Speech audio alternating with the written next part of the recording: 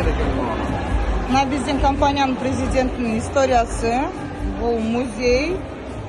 Мына биринчи велосипедден баштаган экен. 93-төн 97-ге чейин. Карагыла, мына ошол велосипеди.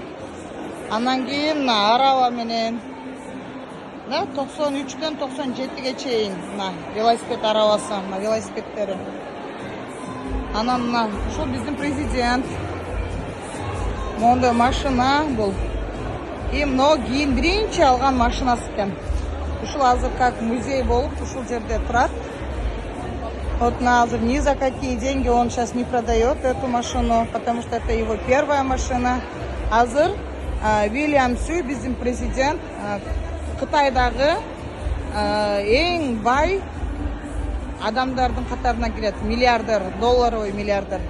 Вот это вся его история. Элестеткиле 93 жылы эле, мында мисалы 30 жыл мурда эле бул велосипед менен баштаган адам азыр кандай деңгээлге көтөрүлгөн, Потому что анын максаттары чоң болгон, урматтуулар.